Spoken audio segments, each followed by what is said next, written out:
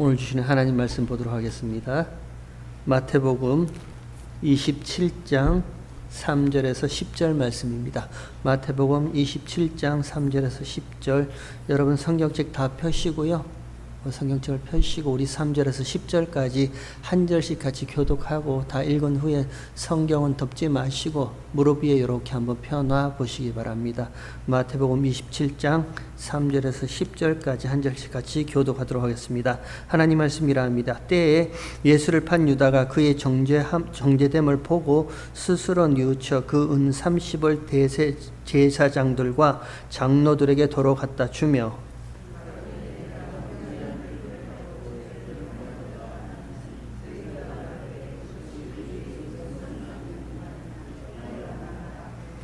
유다가 은을 성소에 던져놓고 물러가서 스스로 목매어 죽은지라.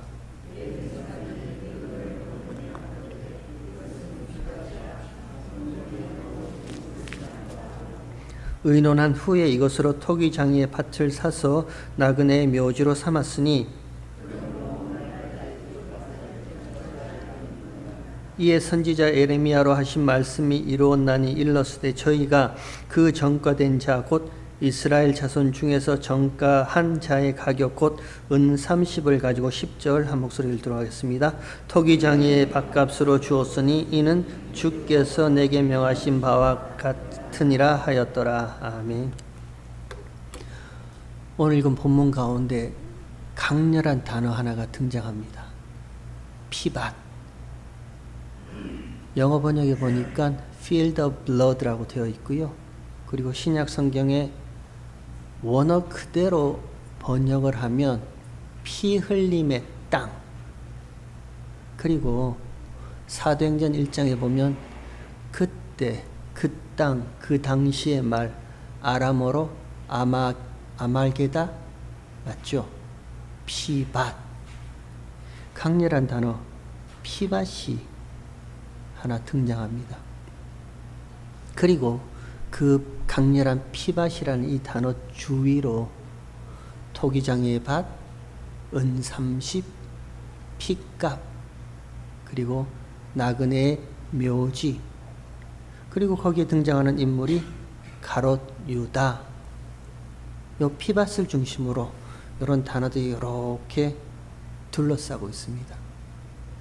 그렇다면 이 피밭이란 강렬한 단어 하나를 두고 오늘날 하나님께서 저와 여러분에게 무엇을 가르쳐 주시려 하는지 같이 한번 그 하나님의 마음을 우리 찾아보도록 하겠습니다. 어렵습니다. 잘 한번 따라와 보시기 바랍니다. 먼저요, 창세기 1장 1절에 보면 성경을 딱 열어서 맨 처음 시작하는 그 구절을 이렇게 보면 창세기 1장 1절에 레시트, 태초에, in the beginning, 시간의 시작이 등장합니다. 레시트, 태초에, 엘로힘, 하나님이 바라, 창조하셨다. 무엇을요? et shamayim et eretz, 하늘들과 땅을 창조하셨다라고 창세기 1장 1절이 그렇게 시작합니다.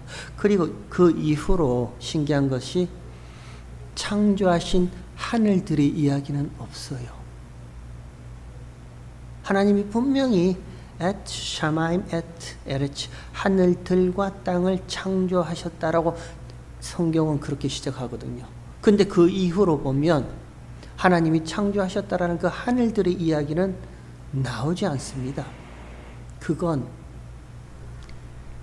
창조하신 이 땅의 일로 숨어있는 하늘들의 이야기를 설명해 주시겠다라는 그런 의미예요.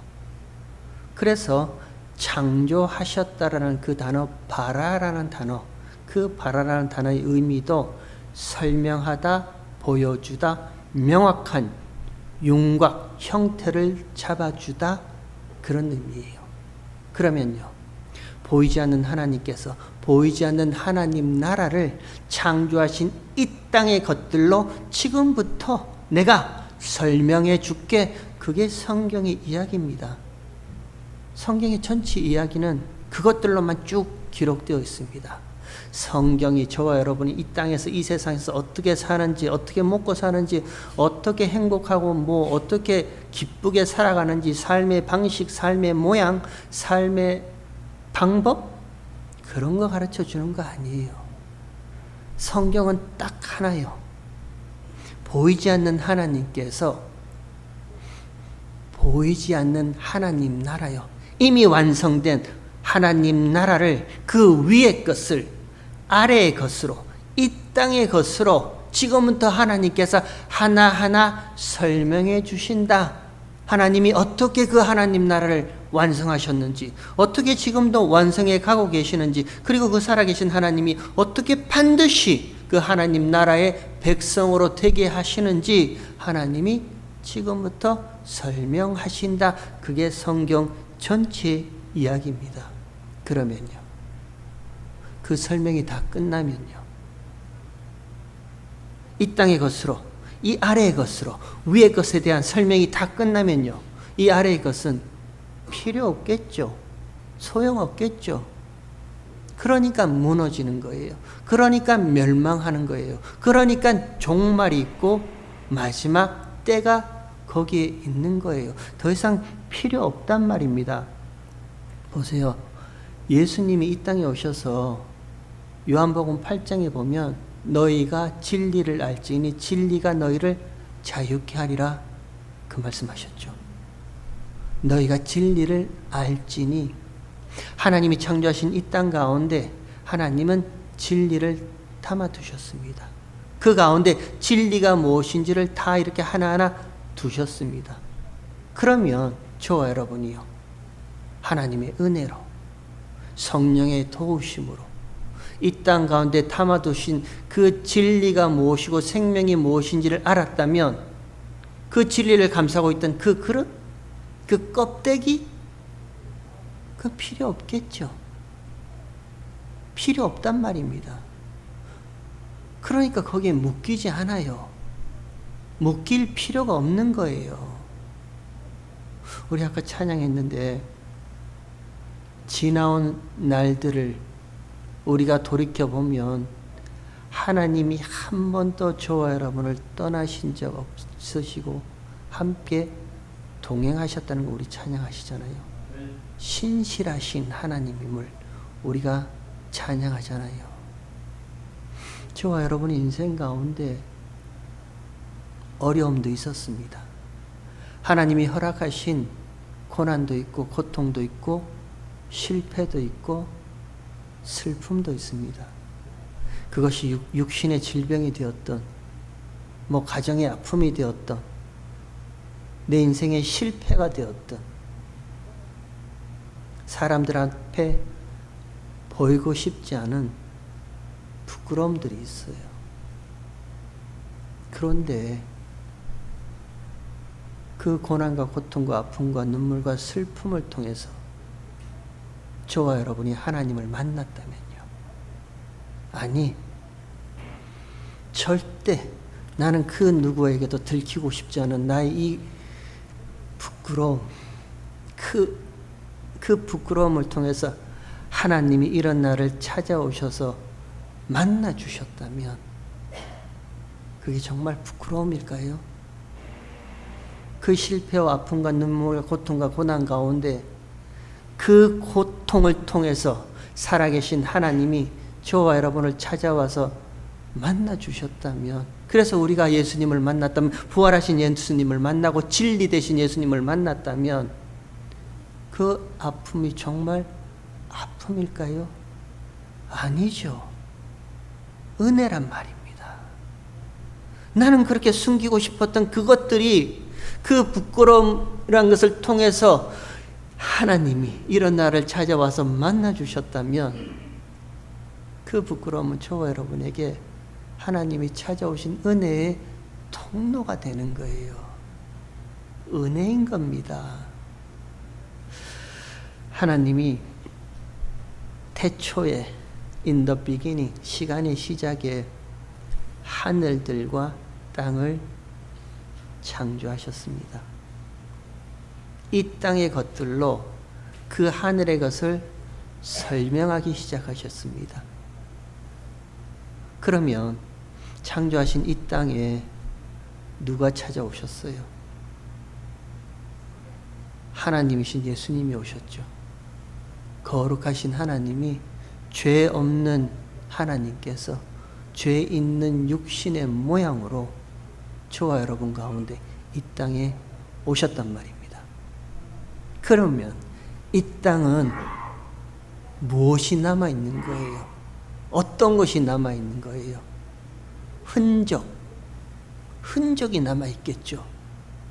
거룩하신 하나님이신 예수님이 이 땅에 오셔서 행하셨던 모든 일들에 대한 흔적이 이 땅에 남아있겠죠. 그러면 이 땅에 남아있던 그 흔적은 뭘 계시하고 있는데요? 위의 건요, 하늘의 건요, 하나님 나라요. 이 땅에 남아있던 그 흔적들을 통해서 저와 여러분은 무엇을 볼 수 있는데요? 하나님 나라요. 그 모든 눈에서 눈물을 다 씻기심에 다시는 사망이나 애통하는 것이나 곡하는 것이나 아픔이 없는 그 하나님 나라를 이 땅에 있는 흔적을 통해서 하나님이 계시해 주시는 거잖아요. 보여주시는 거잖아요. 그렇게 우리는 본단 말입니다. 여러분, 왜 울어요? 이 땅에서 왜 눈물을 흘립니까? 기뻐서 우는 거 말고요. 너무 기쁘면 또 눈물 나더라고요. 그런 거 말고요. 또 뭐 갱년기 돼서 그냥 나도 모르게 눈물 줄줄줄 나는 그런 거 말고요.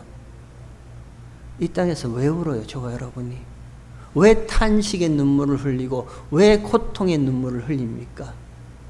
미흡하니까, 부족하니까요.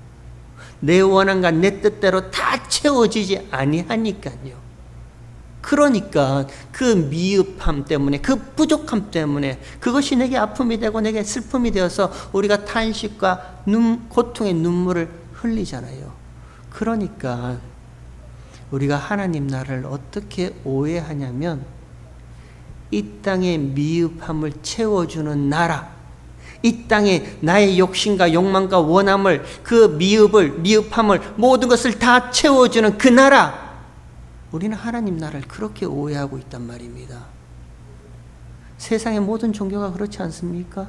불교, 힌두교, 모슬렘, 또 무슨 종교가 있죠?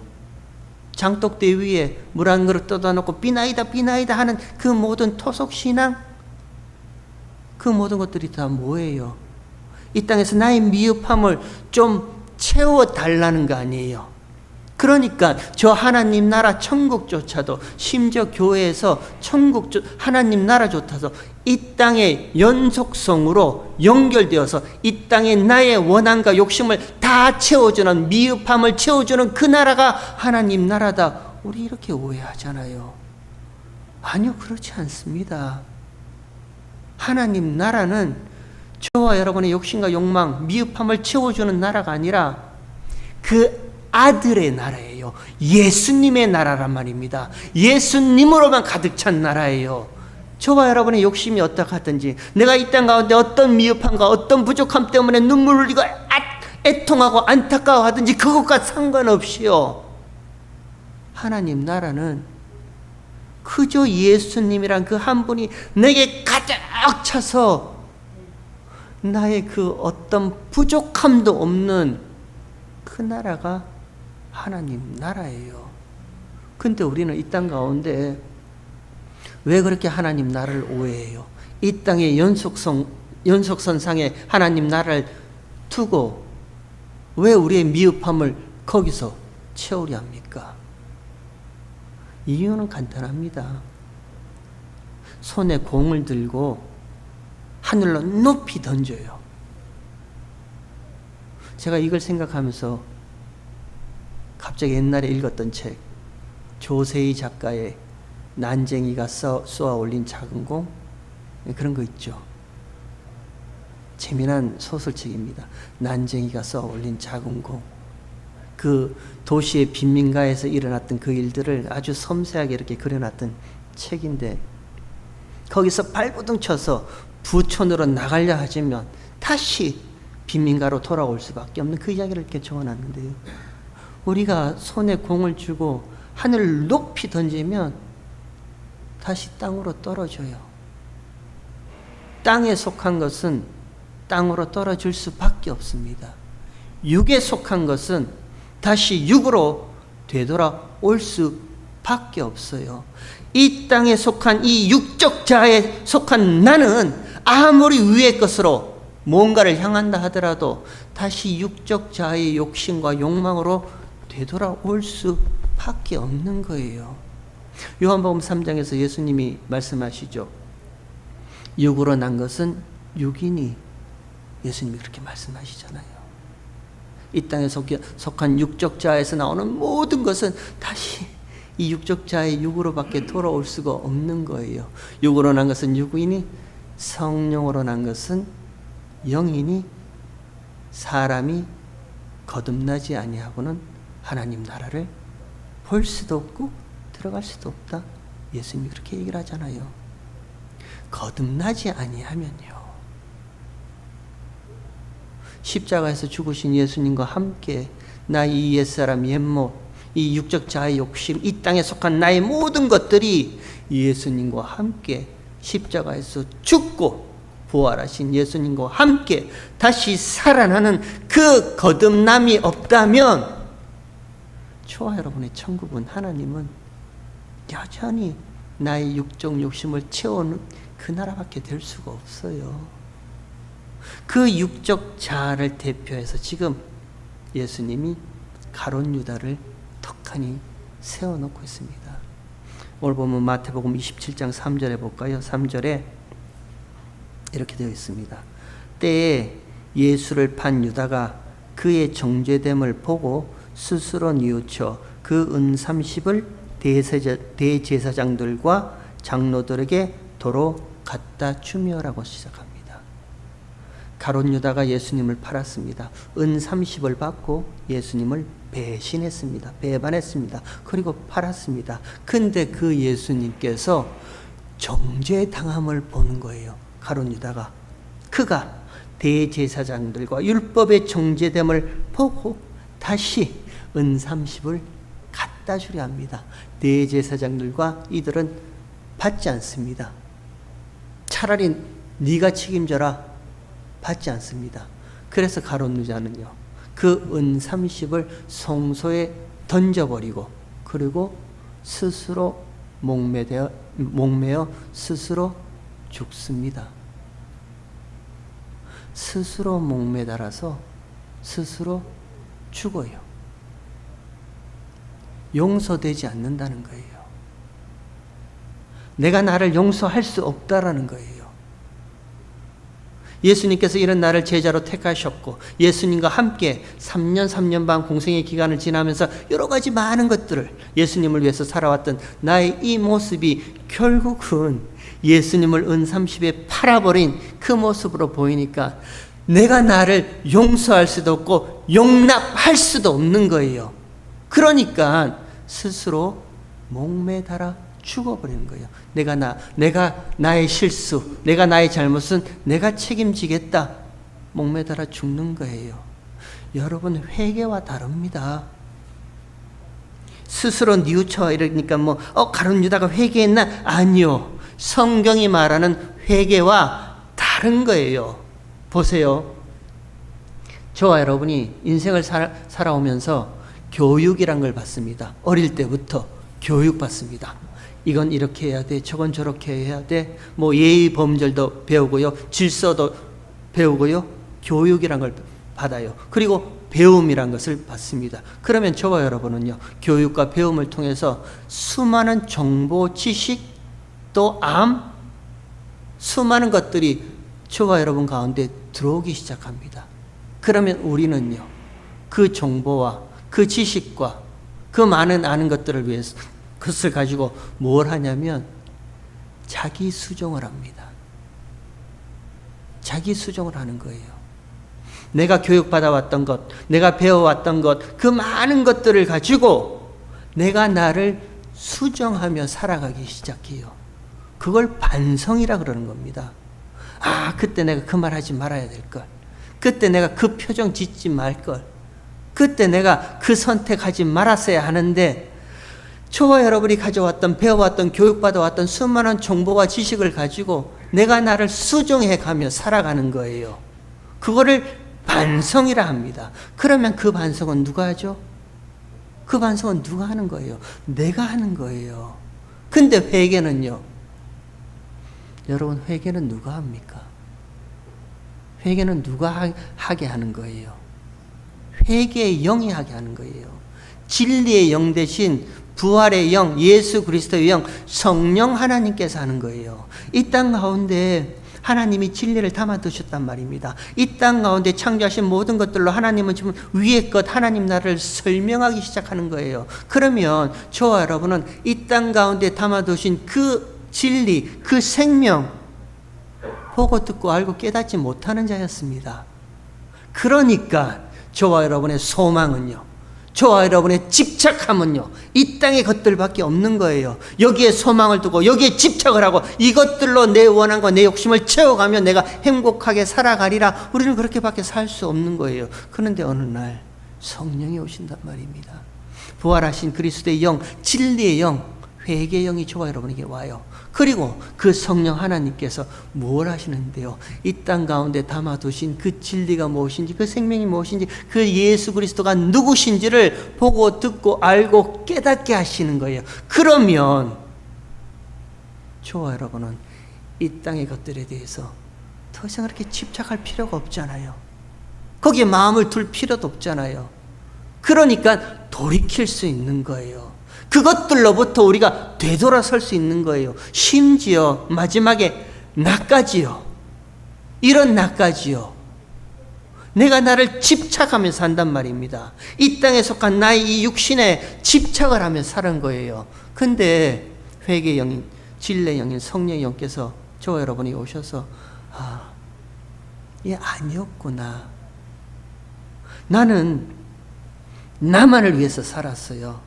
나의 만족을 위해서요. 나의 기쁨과 행복을 위해서 살았어요. 근데 성령께서 이 땅에 속한 모든 것들 가운데 예수 그리스도가 누구신지를 보고 듣고 알게 하시니 내가 사는 것이 아니라, 나를 위해 사는 것이 아니라 그리스도 예수를 위해 사는 거구나 알게 하시면요, 나에서조차도 돌이킬 수가 있다니까요. 집착하지 않아요. 나의 연장이 누군데요? 자식들 아니에요? 우리가 자식들에게 왜 그렇게 집착하며 사는데요? 그게 나니까 집착하고 사는 거잖아요. 근데 그게 전부가 아니라는 걸 알면요, 내가 내 자식을 통해서 내 욕심을 대신 채우는 것이 내 삶이다라는 것이 아니라 하나님이 나에게 맡겨주신 하나님의 영혼이라는 것을 우리가 알면요, 집착하지 않고 살잖아요. 돌이킬 수 있단 말입니다. 얼마든지 우리는 그 모든 것들에 대해서 손에서 놓을 수가 있는 거예요. 그러니까 회개라는 것은 메타노이아라는 단어를 쓰죠. 그 메타노이아라는 단어가 뭔데요? 가던 길을 돌이켜 되돌아온다라는 거예요. 아니라는 거예요. 하나님, 이런 나조차 아니었군요. 이런 나조차 아니라 예수님이 사시는 것이었군요. 그게 회개란 말입니다. 저와 여러분의 인생 가운데요, 우리 한번 솔직하게 얘기를 해봐요. 나를 위해 살잖아요. 우리가 하나님을 위해 산다, 주님을 위해서 산다 하지만 결국은 위로 쏘아 올린 작은 공은 결국 다시 나에게로 돌아오잖아요. 내가 기분 나쁘면 안 하는 거예요. 내가 싫으면 그렇게 열심히 했던 교회, 그것도 싫은 거예요. 결국 나에게로 돌아온단 말입니다. 근데 진리의 영, 회개의 영이신 성령께서 내게 오셨어요. 이런 껍데기에 불과한 아무것도 아닌 이런 나를 벗겨버리시고요, 내 안에 부활하신 예수의 그 영, 부활하신 주님이 나와 함께 있음을 보게 하신다면 저와 여러분은 이런 고집스러운 나에서 얼마든지 돌이킬 수 있는 거예요. 그게 회개란 말입니다. 여러분, 베드로가 회개했어요? 반성했어요? 오늘 보면 바로 앞에 베드로의 이야기가 나오잖아요.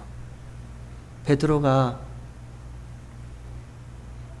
닭이 울자, 닭 울기 전 네가 나를 3번 부인하리라는 예수님의 말씀이 생각나서 심히 통곡했더라고. 오늘 보면 바로 앞에 베드로의 이야기가 등장합니다.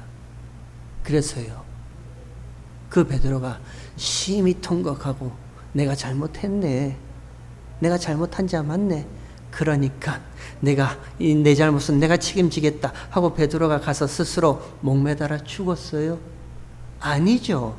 베드로는 뻔뻔스럽게 고기 잡으러 갔어요.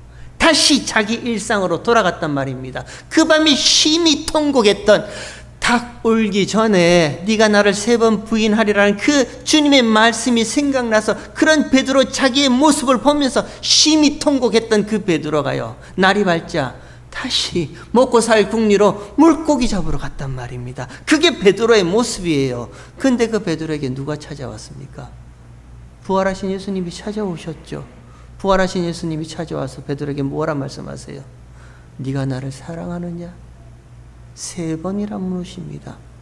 네가 나를 사랑하느냐? 베드로는 자신 없어요. 자신이 없단 말입니다.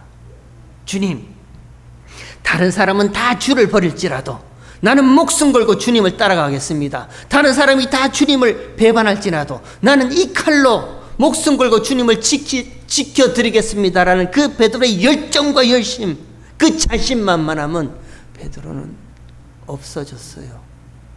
다 사라졌습니다. 다만 베드로가 한 말이 뭐예요? 내가 주님을 사랑하는 것을 주님은 아시잖아요. 예수님께 돌린단 말입니다. 자신이 없는 거예요. 나는 대신에 내가 주님을 사랑하는 것이 아니라 주님이 나를 사랑하시는 것을 주님도 아시잖아요. 그러니까 그 모든 일들을 예수님께 돌려드리는 거예요. 그게 베드로의 회개의 모습이란 말입니다. 저와 여러분이 그렇게 자신만만하게 했던 그 모든 것들요, 그러다 어느 날 와르륵 다 무너지죠. 중단되죠. 그렇게 내어버려 두지 아니하시고 부활하신 주님이, 하나님이 찾아오신단 말입니다. 그렇게 자신만만했던 내가 이 땅 가운데서 다 무너지고 난 다음에 주님이 찾아와서 네가 나를 사랑하느냐 물을 때 저와 여러분의 대답이 뭡니까? 난 자신 없어요. 그러나 주께서 이런 나를 끝까지 버리지 않고 사랑하고 계신다는 것을 주님은 알지 않습니까? 주님께 돌려요. 주님 때문에 내가 산다라는 것을 주님께 돌려요. 그게 회개의 모습이고요. 그게 회개에 합당한 열매의 모습입니다. 그 일을 위해서, 바로 그 일을 위해서 예수님이, 하나님이신 예수님이 이 땅에 오셨어요. 그리고 그 하나님이신 예수님이 이 땅에 오셔서 흔적을 남겨두셨단 말입니다. 어렵게 말해볼까요? 하늘의 일을 이 땅의 일로 포함시켜 버리셨어요. 그 하늘의 일이 뭔데요? 구원, 죄사함, 그 십자가의 피를 이 땅의 일로 포함시켜 버리셨단 말입니다. 그러면 그 예수님의 피는 이 땅의 흔적으로 남아있는 거예요. 그 예수의 피를 품고 있는 그것을 오늘 본문에서는 피밭이라 이렇게 얘기를 합니다. 그게 피밭이에요. 한 걸음 더 나아가면요, 사도행전 20장에 보면 주님이 피로 값주고 사신 것을 교회라 하죠. 사도행전 20장에 그렇게 기록되어 있습니다. 하나님이 자기 피로 값주고 사신 교회예요. 그럼 교회는요, 주님의 피가 흥건히 묻어있고 품어있는 피밭이 주님의 교회인 거예요. 저와 여러분인 거예요. 그리고 그 피밭을 오늘 본문에서 뭐라 그래요? 나그네의 묘지라 그러죠. 저와 여러분 히브리서인가요? 성경이 저와 여러분을 이 땅에 지나가는 나그네라 그러죠. 우리는 이 세상 그냥 나그네로 지나갑니다. 그러면 그 나그네의 묘지라는 것은요, 피밭에서 옛사람이 옛적 육적 자아는 십자가에서 함께 죽는 곳이에요. 교회는요, 세상 가운데 이 땅에 속한 나의 모든 욕심과 욕망과 육적 자아가 말씀에 의해서 다시 한번 죽었다는 것을 확인하는 것이 교회인 겁니다. 그리고요, 교회는요, 죽었을 뿐만 아니라 부활하신 예수님과 함께 다시 거듭난 자로요, 다시 영생을 소유한 거듭난 자로 날마다 말씀으로 확인하는 것이 교회인 거예요. 그 교회가 바로 오늘 본문의 은30으로 산 토기장의 밭 피밭인 겁니다. 그렇게 교회가 저와 여러분에겐 소중합니다. 요 한 군데만 찾아보고 마치도록 할게요. 사도행전 1장을 한번 찾아보시기 바랍니다. 요것만 보고 마치도록 할게요. 사도행전 1장 15절 한번 보세요. 사도행전 1장 15절. 모인 무리의 수가 한 120명이나 되더라. 그때 베드로가 그 형제 가운데 일어서서 가로되, 베드로가 말합니다. 형제들아, 성령이 다윗의 입을 의탁하사 예수 잡는 자들을 지로 안내한 유다를 가리켜 미리 말씀하신 성경이 응하였으니 마땅하도다. 이 사람은 본래 우리 수 가운데 참여하던 직무의 한 부분을 맡았던 자라. 원래 12제자 가운데 하나였던 가룟 유다였습니다. 무슨 직무를 맡았죠? 돈꾀를 맡은 자가 가룟 유다였습니다. 베드로가 지금 가룟 유다에 대해서 얘기하는 거예요. 이 사람은 본래 우리 수 가운데 참여하여 이 직무의 한 부분을 맡았던 자라. 18절. 이 사람이 불의한 삭스로 밭을 사고 후에 몸이 곤두박질하여 배가 터져 창자가 다 흘러 나온지라.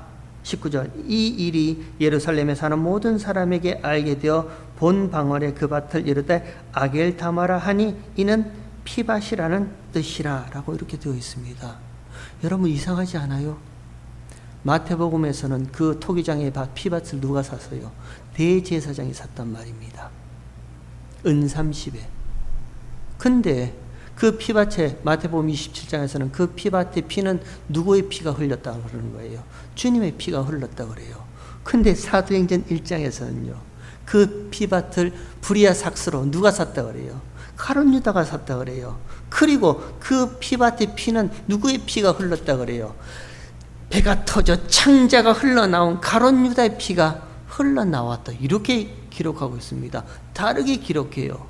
베드로가 왜 그렇게 얘기를 하는데요? 사도행전의 1장이 왜 그렇게 기록하고 있는데요? 그 다음에 보면요, 20절에 시편에 기록하였을 때 그의 거처로 황폐하게 하시며 거기 거하는 자가 없게 하소서 하였고, 또 일렀을 때 그 직분을 타인이 취하게 하소서 하였도다. 그리고 21절에 이러므로 요한의 세례로부터 우리 가운데서 올리워 가신 날까지 주 예수께서 우리 가운데 출입하실 때에 항상 우리와 함께 다니던 사람 중에 하나를 세워 우리로 더불어 예수의 부활하심을 증거할 사람이 되게 하여야 하리라 하거늘, 저희가 두 사람을 청구하니 하나는 바사바라고도 하고 별명은 유수도라 하는 요셉이요 하나는 마띠아라. 저희가 기도하여 가로되 무사람의 마음을 아시는 주여, 이 두 사람 중에 누가 주의 택하신 바 되어 봉사와 및 사도의 직분을 대신할 자를 보이시옵소서. 유다는 이를 버리고 제 곳으로 갔나이다 하고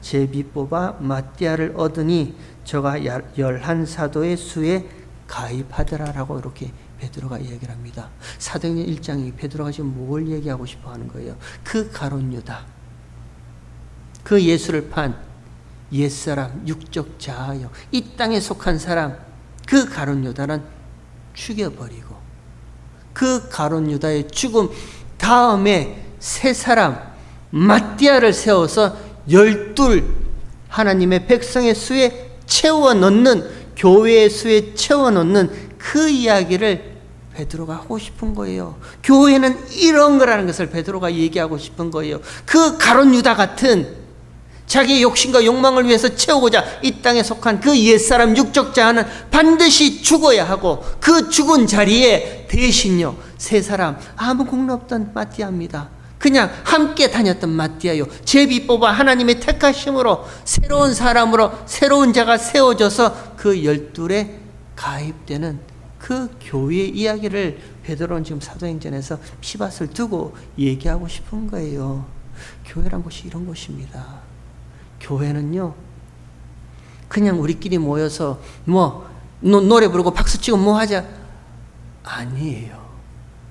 교회는 피밭입니다.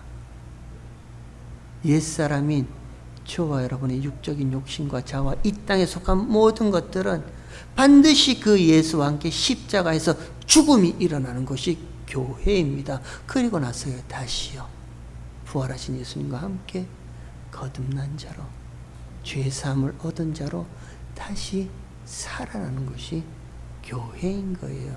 그러니까 마태복음 27장에서도요 예레미야에게 하신 말씀이 이루었다라는 그 어려운 말을 하는 거예요. 예레미야에게 그런 말씀 하신 적 없습니다. 은 30을 무슨 토기장이한테 던지라, 이거 예레미야에서 없습니다. 스가랴 11장에 있는 내용입니다. 그 스가랴 11장에 보면 성전에서 은 30을 토기장에서 던집니다. 그 얘기를 두는 거예요. 그 얘기를 두고 마태는 예레미야에게 하신 말씀이 이루어졌다라고 이렇게 얘기를 해요. 왜? 예레미야 18장에 보면요 하나님이 예레미야에게 토기장에게 가라 합니다. 그래서 예레미야에게 토기장에게 갑니다. 가서 무엇을 보냐면 토기장이가 진흙으로 만든 그릇을 파상 깨버리고 그 새롭게 그릇으로 만드는 토기장의 모습을 예레미야에게 보여주는 거예요. 박살내는 거예요. 깨버리는 거예요. 그 진흙으로 만들었던, 티끌로 먼지로 만들었던 그 옛사람은 죽여버리는 거예요. 그리고 그 토기장이 대신 하나님이 다시 새 그릇으로 빚어내시는 그 예레미야에게 보여주신 그 말씀이 응하였다라고 마태복음 27장은 이 피밭을 통해서 이야기하고 있습니다. 여러분, 내가 아무것도 아니라는 것을 알면요 힘이 됩니다. 내가 이 땅 가운데 진짜 예수 없이는 아무것도 아닌 존재라는 것을 알게 되면요 저와 여러분은 무엇이든 할 수 있습니다. 저와 여러분이 예수 그리스도와 함께 죽고 예수 그리스도와 거듭난 자라는 것을 알게 되면요 그 어떤 이 땅의 것들에게도 묶이지 않아요. 용서할 수 있단 말입니다. 받아줄 수가 있어요. 무엇에든지 감사할 수가 있어요. 바꾸어 얘기를 하면 여전히 저와 여러분이 저를 포함해서요 이 땅에 속한 육적인 몸으로 살아가니까 용서도 안 됩니다. 감사함도 나오지가 않아요. 자유롭게 살고 싶은 마음은 있지만 자유롭지가 않아요. 늘상 고민과 걱정에 묶여 사는 것밖에 되지 않아요. 교회는요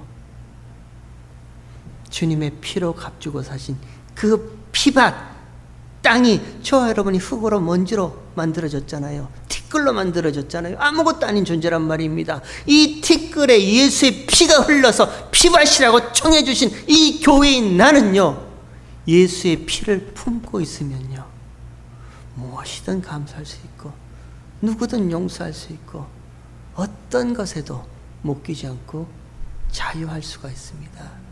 그게 피의 능력이고 그게 교회의 힘인 거예요.